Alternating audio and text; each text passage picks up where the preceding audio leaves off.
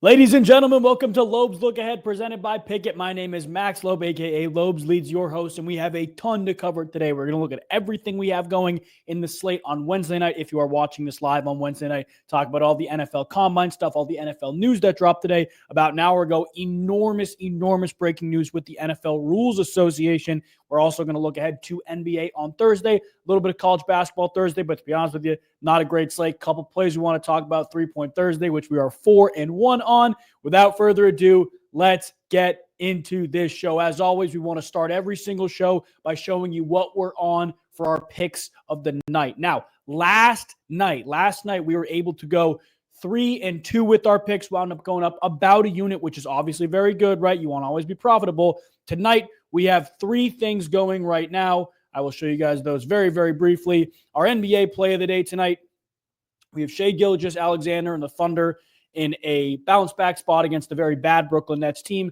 20-plus points, Thunder to win that together with a great James Harden PRA number. We love the matchup against the Chicago Bulls. We talked about that last night. And the Rockets, even though they're on a back-to-back against the Spurs team that I think they are much better than. In college basketball, we got two lays. Ours that we broke down yesterday, as well as the chalked parlay. Mine, personal, Auburn -4.5 the spread, Clemson -5.5 the spread. Two games they should blow both these teams out, and both of those teams are at home, which is important to note. And then St. John's on the road just to win against Butler. That's going to be the tougher game, but St. John's has been our wagon all year long. We trust them to get the job done. That's what we're on in my personal college parlay. And then we also have our chalked parlay where my leg is St. John's against Butler. We also have Texas A&M to win at home against Vanderbilt, as well as Michigan State to win or lose by less than 10 on the road against Maryland. That's going to be a great game. I trust Michigan State there. I think they may even win that game. We talked about that yesterday, but just covering 10.5, we have that. Plus 131, both the plays that I have are -122 and 108. Full unit on each of those, as well as 0.8 units on the plus 131 lay. If you guys are riding, as always, you can follow me on Pickett. There's a link in the description to do it. It's extremely simple. All you need to do is click that link down there. Join with code LEADS, LEADS. If you're not already on it, you'll get a few bonus bucks to place on a long shot parlay or any of my personal plays just by joining with that code. It's completely free, and you link up your sports book. All of your bets from the past, however long you've been betting, will be tracked. You can see where you're more successful, what you struggle with. It's all free on Pickett in the description, so make sure you are locked in on there. Let's talk NFL news today because there is a ton that happened. I just mentioned the Rules Association and all that new stuff. Number one, the NFL is the plan is, quote unquote, the plan is in place to implement automated first down technology to let teams essentially take losing yardage or gaining too many yards. It essentially removes referees out of the first down equation. If you're a Buffalo Bills fan and you saw that fourth down in the AFC Championship game against the Kansas City Chiefs, I'm not sure if you're relieved or you're upset. Maybe it was a year too late for you. But if that ever happens again, you will now have automated technology that shows this is where the ball is. There'll probably be some type of chip in the football. This is where the ball is in relation to the first down marker. We've seen it in soccer. We've seen it in tennis. The MLB is trying it out this year. This is an enormous step for football to take referees out of the game. I will not personally sleep until reviewable penalties are back, especially pass interference. That's one of my main missions as somebody who works in the football space. I'm going to push for that as much as I can. But this is an enormous step to take referees out of the game, and I'm so excited to see that. The Rules Association is also looking at potentially moving the overtime rules from the playoffs into the regular season where both teams get a possession. Pros and cons, obviously you want both teams to have a possession, but at the same time, you're really extending games. You would have to go look at the data from the regular season when games went to overtime, how many games had both teams getting possessions. I think it was probably more than not, like more games had both teams getting possessions than more teams or more games having teams that got the ball first and just scored and won. Would have to go back and look at the data for that, obviously. Another big piece of information, we talked about the tush-push ban yesterday or 2 days ago. Data found that there were 0 injuries from the tush-push this season. So if you're in the ban the tush-push vote, there's really no informational backing for you outside. The Eagles are just better at it, and you can't stop it, and we want to put an end to it. Guys, if the tush push gets banned, that is going to be one of the softest things I've ever seen in my life. I can't even imagine how Eagles fans would feel, but at the same time, I was listening to Pardon My Take earlier today. Max brought up a great point, like, okay, they'll ban it. We'll just sneak the ball instead. Like, you still have Jalen Hurts sneaking like, they're not going to ban it, guys. They're not going to ban the tush push. And if they did, it would be one of the saddest things I've ever seen as a football fan. Stop them on first down or stop them on second down, right? And even on third down if they're going to run it on fourth. So what? They are lower than you, have a better snap count, and the quarterback is stronger than you. You got to fix it, guys. You can't just say this play's too overpowered. Let's ban it. What precedent does that set for the rest of the league, right? That's not going to happen.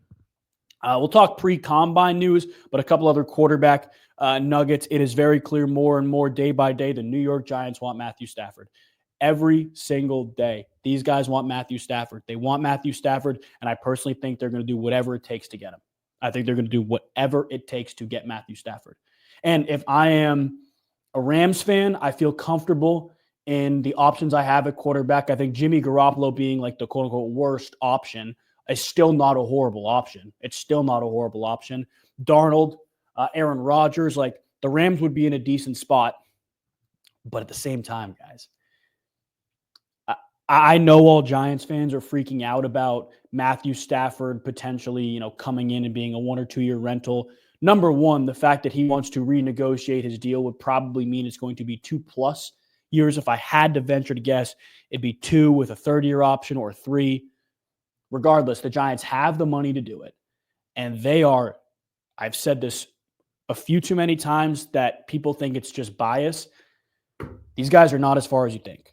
They are not as far as you think. They're not as far as you think.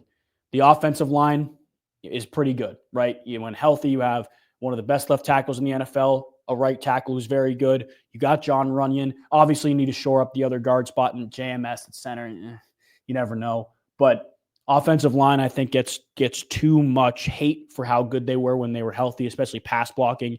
You have arguably the best defensive line in football, a very good front seven. You need to work out the DB position.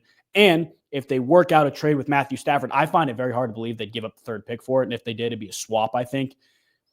Go get a corner in the first round. They're probably still going to have a first-round pick if they get Matthew Stafford this year. Go get a corner in the first round. Shore up that position. Work out some financials so you can maybe have some other options to improve your team on the defensive side of the ball. Because if they shore up the DB room, you get Matthew Stafford, a bona fide number 1 receiver in Malik Neighbors, a bona fide number 2 in Wan'Dale Robinson, very good running back in Tyrone Tracy, the best defensive line in football, a very good front seven. You are a correct move or two away in the offseason from competing for a playoff spot. And I know that's so wild to say, watching what the Giants did last year, but the NFC is pretty top-heavy, and I think they can get it done. I think if they were to get Matt Stafford, they would be less far than people would think. Less far than people would think. And to be honest with you, it excites me as a Giants fan that they are willing to go. It is a little bit of desperation. I get the sense of desperation, especially from the front office, but it excites me. I'm getting excited down there about Matt Stafford. That's the reality of it. This is going to be a crazy, crazy ride if the Giants are able to do this. And personally, truthfully, I like it. That's all the big NFL news overall throughout the league. We'll talk pre-combine stuff, what the GMs are saying at the combine. But before we do, we got to talk about our NBA play of the day. Now, yesterday, our NBA play of the day, we just did it across the Celtics game and the Cavs game. Our Cavs lay was 2 points and rebounds short from Jared Allen. The Celtics lay hit, which was great. NBA POD, I'm going to pull the numbers up for you guys right here. It's very, very simple, but I want to make sure you guys know if you're not following the socials, that's where all the picks will be, especially on Pickett. On Pickett, X, and on Instagram, make sure you're locked in on there. The picks come out on there. You can see them as they happen. The best place, 100% to see everything. If you're not locked in the socials, I don't know what you're doing. But let's move to the NBA POD and looking at the slate for the NBA on February 27th. We have the Golden State Warriors at the Orlando Magic, the Denver Nuggets at the Milwaukee Bucks. We have the Charlotte Hornets at the Dallas Mavericks. We have the New Orleans Pelicans, the Phoenix Suns, and the Minnesota Timberwolves at the Los Angeles Lakers. I'm going to stay away from the overall game from Timberwolves Lakers. That's where going to be our 3-point Thursday is going to come in. We'll do that at the very end. But there's three things I like right here. It's Dallas coming off a loss at home against Charlotte. I absolutely love Dallas, right? You have Phoenix scares me. They really do scare me. But you do have Phoenix at home against New Orleans coming off a really tough game against the Grizzlies. I like Phoenix. You put those together, you're at minus 144, and then you can combine really anything you want with Jokic, but I'm more looking at Jamal Murray in this game. Jamal Murray, let's say we find, I don't even think the player props are out yet, but we'll check out a Jamal Murray player prop. And again, all this stuff is on Pickett in the description. If you guys aren't on there already, make sure you get on. Where's Jamal Murray? Yeah, nothing's out yet. But a Jamal Murray alternate points and assists, even if it's a minus 500 number, because Milwaukee struggles against point guards, even if it's a minus 500 number, if you want to compare it to another, minus 500-ish thing in this game, the odds would get to around, this is minus 400, just the Denver team total, but we're not doing Denver team total. It'll be Jamal Murray. You'll get to plus 107. So if you want to lean into Jamal Murray, you're going to basically get an even play. That's the POD there. You got two good teams coming off tough games, tough losses, as well as Jamal Murray, and a really good game against the Milwaukee Bucks. It's going to be a great game in a great matchup. Honestly, as good as you get in a matchup like that. So that's what we're on. We're going to be on Phoenix. We're going to be on Jamal Murray, alternate points and assists, and Dallas Mavericks money line. Pre-combine stuff from the NFL today. Nothing crazy to write home about. The NFL Combine schedule, I'm going to pull it up for you guys right here if you don't know it already, is basically out. It's basically decided when players are going. I'll pull this up very briefly for you guys so you have it. The NFL Combine schedule. There we go. Wednesday, which depending on when you're seeing this might be today, kickers workout, DB or DL, defensive line and linebacker media and team interviews. Tomorrow, Thursday, which is probably when you're going to be seeing this, defensive line and linebacker on field workouts. That's the 40s, that's the shuttles, all that good stuff. And then DB and tight end interviews. So Tyler Warren, Travis Hunter. I don't know if he's going tomorrow. He could go both days regardless. A lot of people see him as a wide receiver, and word on the street is that more people see him as the number one receiver in the draft class. Ted McMillan, I'm just saying. But that is what's going on tomorrow with the pre-combine stuff for Thursday, depending on when you're seeing this. Again, we are going to be covering all that stuff on here, so make sure you're locked in if you're not already. A couple things I'm looking at tomorrow specifically. I'm looking at the interior guys. Like, I am fascinated to see what Mason Graham does, how much he does, what he's capable of. Abdul Carter, obviously, and he's coming back from an injury. He's not going to do much tomorrow, if anything, but how he looks, what he's talking about, and what he says he's going to do or save for his pro day. I'm definitely looking at that. JT Tuimoloau is another one I'm looking at, a very athletic guy, seeing if he can put on a show, put his name up a little bit more into that end of first conversation we wait to see. But that's what I'm looking at for the pre-combine stuff. In terms of Giants news, in terms of Browns news, really nothing more. But there was something that came out today. The report cards, if you guys didn't see it, we'll talk very, very briefly about that. We're on the topic of the Cleveland Browns. If you ever wonder why nobody wants to play for the Cleveland Browns, go look at their report card. Go look at the player report card. Outside of weight room, and it was weight room and facility, every other aspect, the Cleveland Browns were graded bottom 10 in the NFL. Bottom 10. Half of those, bottom 5. Ownership, treatment of families, coach, Kevin Stefanski. Oh, sorry, brief pause there. But back to the Cleveland Browns. I'm talking ownership. I'm talking head coach. Kevin Stefanski was ranked 30th among all NFL head coaches. The two coaches he was ranked ahead of were both fired. One in the middle of last season and one at the end of last season. How can you rationalize wanting to play for a coach like that? How can you rationalize wanting to play for a team like that? And personally, I'm a bigger Stefanski guy than a lot of people are. I think Stefanski's a good coach.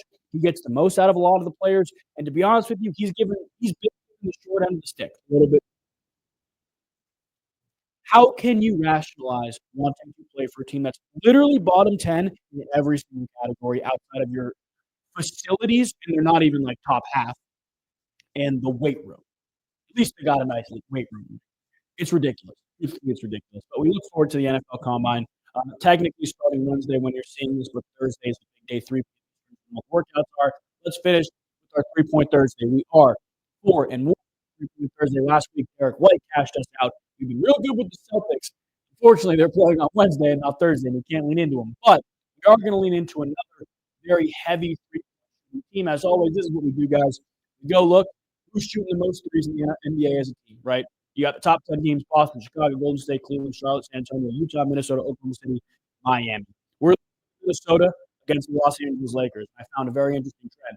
These last 7 games, Luka Doncic on the Los Angeles Lakers, they are giving up the 5th most three-pointers made to opposing point guards and the 7th most three-pointers made to opposing shooting guards. Anthony Edwards, technically shooting guard, going to have the ball in his hands a lot as a point guard, though.